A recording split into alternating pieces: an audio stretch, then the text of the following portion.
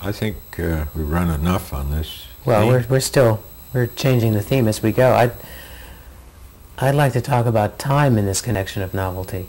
One thing that I've noticed is that, and I'm not very old, but that the years tend to get shorter as I get older, and it's occurred to me that this is because I don't recognize as much novelty. I interpret new experiences in terms of old experiences, so not as many new things happen in the course of any given year, or say. The return voyage always seems shorter than the going out when you're going on a new trip. Yes. But I suppose if you lived forever, then time would go infinitely fast. Right.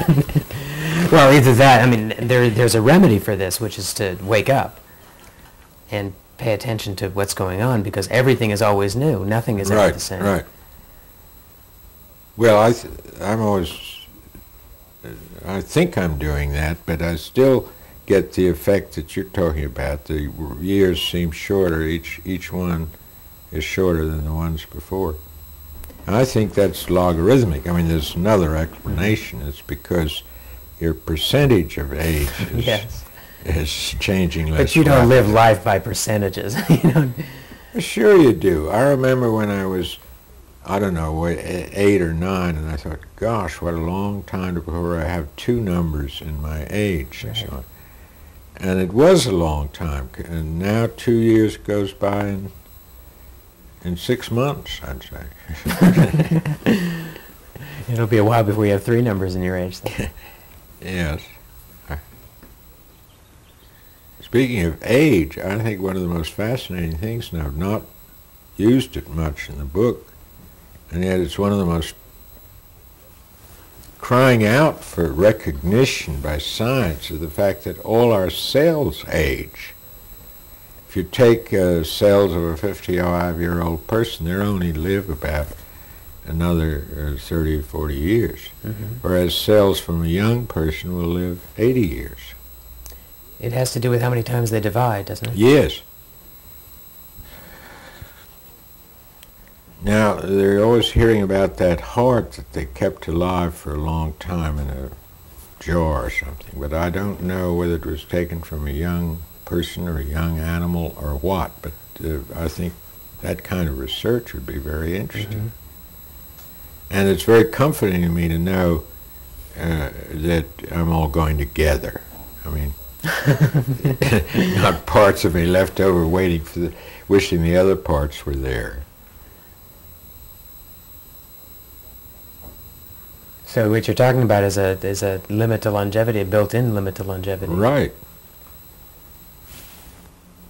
What did you bring that rope for? You want it? Yeah. I think it was holding together one of our wires. It's a loop. Well, I was really expecting a single piece of rope, but this will do. This, you're talking about mortality.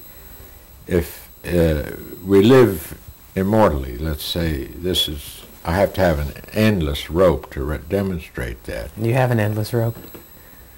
Well, I mean an endless rope going to infinity both ways. But in this, you want an identity. You can't have an identity if it just goes on forever. You need to mark some place, so you curl yourself up and manage to make some kind of a knot in yourself.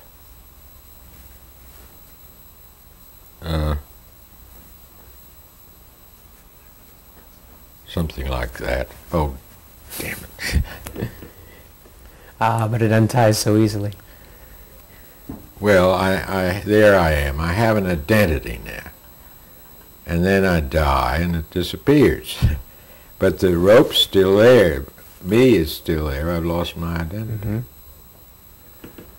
Doesn't look as if it helped you. No, it does. I'm just wondering whether there are a whole bunch of ropes or whether there's only one rope. Well, each of us has our rope, one rope.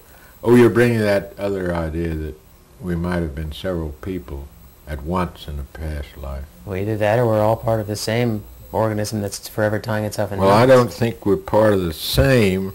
Well, it wouldn't be an organism. Oh. But it's... Well, it's certainly not the same knot. No, it And could how be could separate you have knots. different knots in the same rope? You could tie several more knots in They that wouldn't same be rope. at the same time. If you see the rope as time, Yes, the rope is time. That's what I'm talking about. It says something in time. There'd have to be a lot of ropes. Remember, that was the first word of God in the Dogon tradition? The first word of God was these ropes or strings coming out from his mouth. That was time. Other traditions have Mother Spider. Why Mother Spider for a primary principle? It seems a very odd thing. But Chitz Waterson solved it by recognizing it as second level. It's that long line that the spider comes down from above on. mm-hmm. At any rate, a long line or lines are time. Right, lines can represent time. And each of us would have our own timeline. Is the knot in space? The knot takes two dimensions. You can't have a knot in the same dimension as the line. The knot is representing an identity, something on that line that makes it have an identity, because the line itself has no way of knowing itself. Mm-hmm. So to get self-knowledge, we need this ego or identity. And then the problem is, well, how can we exist when that's gone? Well, then I just say we still exist because we're always there to see ourselves. We don't... And what is karma? Would that be memories of past knots? Karma is what's happening along this line. And could be memories of past knots, yes. Maybe the knots leave kinks in the rope. And rope, you have to unknot those old knots, even the remnants. The knots must have some sort of leftover. Actually, you could say it quite differently, because I'm using the knot to express third level identity, a loop coming around. Right, that's why I said perhaps the knot is in space, even though the line is in time. Well, the knot creates space, I have to say. Okay. Now, memory doesn't have to be in space. It's like energy clumped together or condensed. And when the energy gets condensed, it gets traumatic. It's not available. It's locked up. And people that have psychological troubles have energy locked in some traumatic experience, perhaps in this life, but it could also be in another life. Mm-hmm. And then by seeing what it was, I mean, Joan Grant found about a third of her patients really had traumatic experiences in a past life. And only the ones that had a traumatic experience, only with them was it important that they get treatment from Joan Grant. The others didn't benefit. But she sometimes would feel it so strongly that she felt it before they even got there. So she could tell them immediately, Mm-hmm. Well, what about that time you died on the battlefield, dying of thirst or something? Mm-hmm. And then they would no longer have their urge to drink. Once they recognized Just that they recognizing died of thirst, that would solve that. What about your own past lives? I've never heard you talk about any knowledge or experience of them. I never had any ideas about what... people told me things that were not convincing. Nothing's ever rung true. Maybe you don't have any leftover... The best I got was when working with Joan Grant, and I got back into a possible life as a priest in the Andes, and I'd lost touch with God or something. There was a lot of emphasis on a truncated pyramid. Now, whether that was a truncated pyramid architecturally at the time, I thought of it as symbolizing a life where I was building up, but I couldn't complete the upper part. And I think that's what's been on my mind ever since in this life. Is finishing that pyramid. Yeah. I thought perhaps today we would talk more about time. It was a possible subject for those other discussions that we didn't, and we never did cover it. What I find really intriguing is the idea of the third dimension as being, time as being the third dimension. People talk about time as the fourth dimension. You talk about time as the third dimension. Could you? I'm so glad you like that. Could you explain that for the folks? Well, it seems to cause raised eyebrows. I mentioned it to Bart the other day, and he had George Hall with him on the squawk box, and Bart says, "George's eyebrows going up. You better explain that." I think we have to say, see what brought this about was I saying that space was two-dimensional. Because you look out there and you see, as it were, a screen. Right. Well, then person says, I know that, but I'm over here, and the screen I see includes you looking at the screen, therefore there has to be this dimension as well as the screen. What, I don't understand that exactly. Well, let's say I'm looking at this screen, and I see these letters on this can, whatever.